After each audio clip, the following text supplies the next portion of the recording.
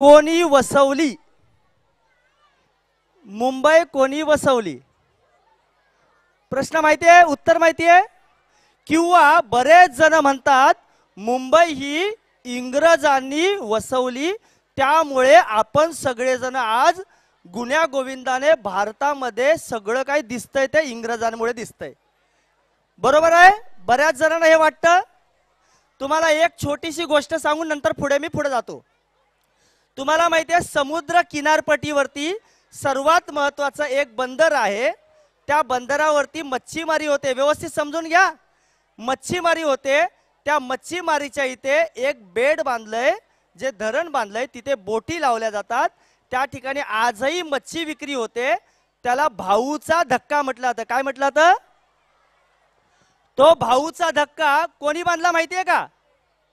आपल्या पनवेल मधल्या उरण मधील लक्ष्मण हरी चंदेरी नावाच्या व्यक्तीने. तुम्ही विचार करा, किती वर्षापूर्वी इंग्रज असताना बांधकामामध्ये आपण किती स्मार्ट होतो. त्यासाठी लागणारा सर्व पैसा लक्ष्मण हरी चंदेरी यांनी कर्ज घेऊन बांधलं होतं. ते पण फक्त ब्रिटिशांकडनं परवानगी घेतली होती, मी बांधतो म्हणून. आता त्याचा भाऊचं नाव का पडलं ते सांगतो धक्का. आपल्याकडे नेत्याला काय म्हटलं जातं? भाऊ, भाई अशा पद्धतीच्या दादा ह्या उपमा दिल्या जातात. त्या ठिकाणी भाऊ यांना लक्ष्मी हरिश्चंद्र यांना काय म्हटलं जायचं? भाऊ. हा भाऊचा धक्का, भाऊचा धक्का, भाऊचा धक्का म्हणून आजही प्रख्यात आहे. मी तुम्हाला मुद्दामून सांगितलं कारण की आपल्या सगळ्यांना इतिहास माहिती असणं गरजेचं आहे. आता तुम्हाला थोडंसं ते शस्त्र प्रदर्शनाबद्दल माहिती सांगतो. त्या शस्त्र प्रदर्शनातल्या एक फ्रेम आहे. त्या फ्रेम मध्ये एक कटियार आहे. ते कटियार कुणाला माहिती आहे का? किती लोकांनी कटियार बघितलेलं आहे? आता तिथे नक्की जाऊन बघा. ते कटियार काय माहिती आहे? कटियार आपण बऱ्याच वेळा बघितलं. आपल्या महाराष्ट्रामध्ये लग्नाच्या विधीमध्ये मामा पाठीमागे घेऊन उभा राहतो, माहिती आहे का? आता त्यातली एक गंमत सांगतो. उत्तर भारतातले कोण कोण आहेत? हात वर करा. उत्तर प्रदेश मधले. यूपी से कितने लोग हैं? हाँ, बहुत लोग हैं. वाह. राजस्थान से कितने लोग हैं? अभी आपको एक वजह बताता हूँ. उत्तर प्रदेश में, राजस्थान में शादी शाम को होती है. उसका कारण मालूम है? उस समय मुगली और मुस्लिम आक्रांता इतने बड़े थे कि वो दिन में शादी होती थी तो बच्चियों को उठा के लेके जाते थे. लेकिन हमारे महाराष्ट्र का मराठा ऐसा था कि वो मराठा क्या था मालूम है? वो मराठों का खुद की जवाबदारी मैं खुद लूंगा. तो अपने घर का जो मामा रहता था, वो मामा क्या करता था? यह शस्त्र लेकर खड़ा रहता था, उसके ऊपर नींबू डालता था और वो ध्यान देता था, तुम शादी करो, चिंता मत करो, मैं इसका ध्यान रखूंगा. और वो कटियार लेकर पीछे खड़ा रहता था. यह अपना महाराष्ट्र है. हा आपला महाराष्ट्र आहे. मराठी माणसामध्ये किंवा हा महाराष्ट्रातला मराठा जो आहे त्यांनी आपल्या घराची सुरक्षा केलीच, पण त्यांनी पूर्ण देशभर आज जे पानिपत जे आहे तिथपर्यंत एवढंच नाही तर अफगाणिस्तानपर्यंत आपली सत्ता होती. जे हिंदू साम्राज्य उभं केलं हे मराठ्यांनी केलं. त्यातले बरेच शस्त्र तिथे आहे.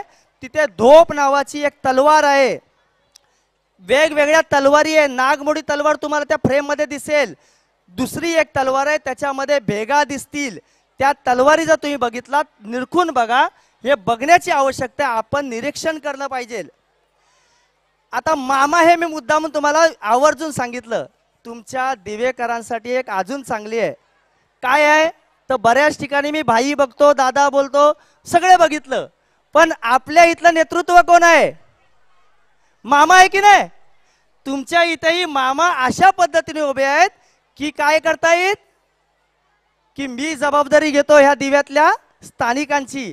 तुमच्या इथेही तुम्हाला चांगलं नेतृत्व लाभलंय आणि अशा नेतृत्वाने शिवाजी महाराज समजणं गरजेचं आहे. हे सुद्धा आपण सगळेजण प्रदर्शनी बघितली पाहिजे. या प्रदर्शनीमध्ये वेगवेगळ्या गोष्टी आहेत.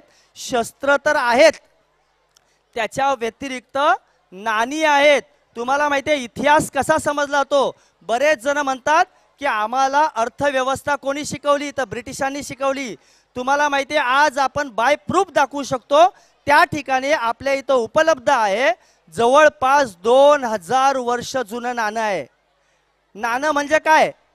कॉईन झालं ना. हा कॉईन म्हणजे काय? अर्थव्यवस्था आमच्याकडे कधीपासून होती? 2000 वर्षापूर्वी चोल साम्राज्य होतं.